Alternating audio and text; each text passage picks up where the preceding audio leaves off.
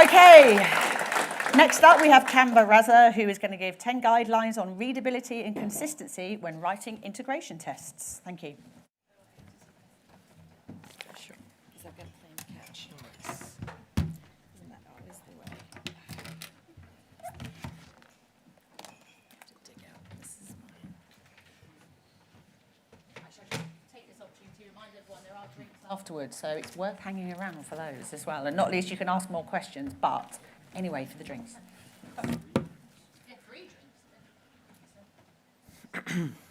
So, yeah, I recently had a baby. He's 5 days old. So if I fall asleep on the stage, please shout. So let's start. Why am I here? It's because I believe our test code is as important as our production code. It should be readable, consistent, and easy to maintain. How can we achieve that? What measures can we put in place in order to ensure that our chimp brain is not writing the code? Ladies and gentlemen, my name is Kambar, a senior software engineer in test in TV platform. I'm here to share this secret. So in the TV platform, we started asking ourselves questions like how to create consistency on a single framework worked on by multiple teams. Every team has a different culture, a different method of implementation. How could we get everyone to agree on one single approach? The answer was, we need integration test guidelines. So these guidelines came up with some pitfalls we went through our previous framework. And we learned some lesson, and we came up with these 10 points. So the first one is avoid unnecessary user journey. What do I mean by that? Let's take an example of this PG pin test. So what this PG pin test was doing was, it was calling this function called play second episode. This play second episode, if you notice, is doing arrow down, arrow right, enter, then loading a page and waiting for the page to be loaded, and then it basically starts doing the test. Was this journey necessary? I mean, if you just want to test the PG pin, just directly go to the page.goto, or in other words, do a deep link, go to the page, and do the test. By doing this extra journey, you're adding more probability of failure of the test. The test could fail in this whole journey, in this keyboard press, because you're not testing the home page, like how you reach the second episode. You're just testing if the PG pin dialog appears on the playback page. So don't do unnecessary user journey. Just cut down the journey, do the test, go to the actual page. Second, write atomic independent tests. Let's take an example. So this picture on the front side, this is one big test. In this one big test, we have 6 aspects, meaning that it is doing 6 different checks. Can you imagine it? 6 aspects. That's a red flag there. There it is. So imagine when this test fails in your pipeline, in your CI pipeline, how would you know what is failing? Let's look at this in like a role play scenario. Sir, our test is failing. I know. Why is it failing? Sir, we only wrote this big test to check if our system passes or fails. Now our debug team will spend 6 hours to investigate the actual failure. Please don't write combined test. It's a false economy. If you think you will save some milliseconds by combining all these aspects, think of the time that you will spend debugging this test. And this is real code. I'm not picking up these examples. I mean, people were very generous with the examples. So guideline number 3. I think this is one of my favorite. Don't overdo the dry principle. The dry extremists, as I call them, they are everywhere. We are surrounded by them. They think they are smart and writing something extraordinary, which will impress the queen. No. If you look at that example, this example, in the screenshot, it's extremely hard to understand, as it has been squeezed into one liner. So, I mean, because somebody was trying to not add variable names so that he doesn't duplicate this into multiple lines, he used that kind of big liner code. Another example is the God method. If you see a God method with a lot of if conditions, that is another example of someone trying to fit more code within one function, whereas he could have duplicated that same bit of code and separated that into multiple functions. And that's why repeat yourself if necessary.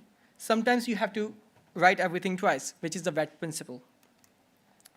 Number 4, group by intent, not by pages. So what does it mean? So you might have heard about the page object model. It's a great model. It's supported by Cucumber framework. Martin Fowler wrote about it. He recommended this approach about abstracting things.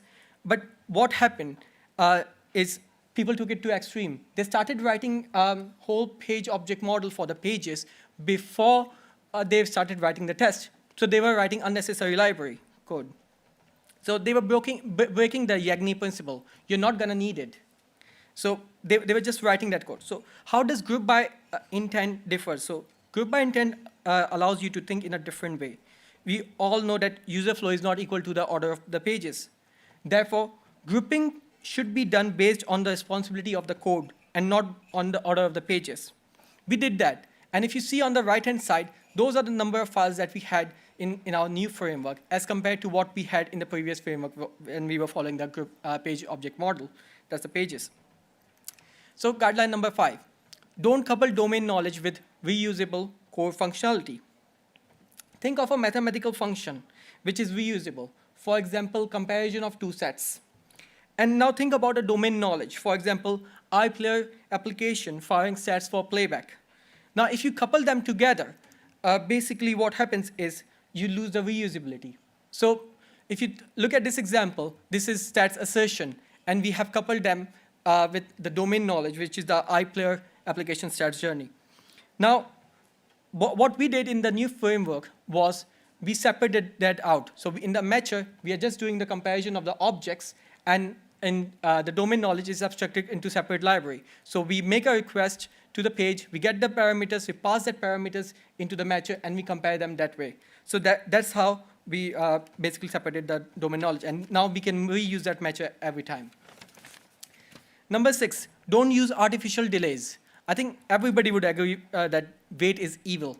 So not all machine time are equal. If you put a wait for 1 second, the test is passing on your local machine. That's fine. Maybe it won't pass in the CI server. The technology is getting better, faster, cheaper every day.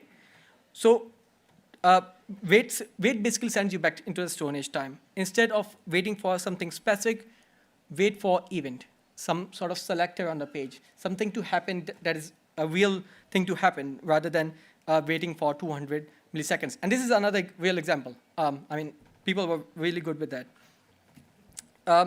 So instead of this wait, I would have just used wait for selector and waited for a particular class ID to appear. Guideline number 7, don't use dependencies which are loaded externally. So look at this example over here, if the clicker works. Yeah, so in this example, we are doing page.evaluate. We are calling iPlayer API set PG pin.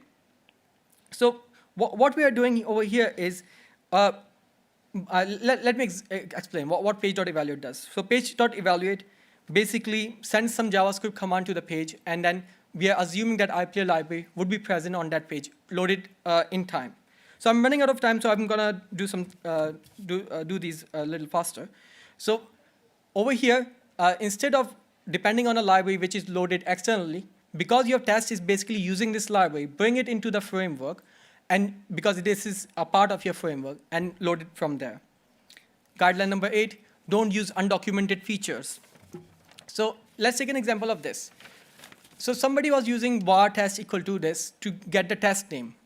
This was an undocumented feature. This was present in Jest 23. As soon as I upgraded the framework, the test started failing. I was like, why is it failing? And it basically said, the test is undefined. I mean, the test is defined. What do you mean? Even the variable name was confusing because it was saying test is undefined. And after banging my head against the wall for an hour, I found out that the test is a variable name which is undefined because this is not supported by Jest 24. When I got rid of it, it started working. Finally, so reuse rather than reinvent. So this is the second last one.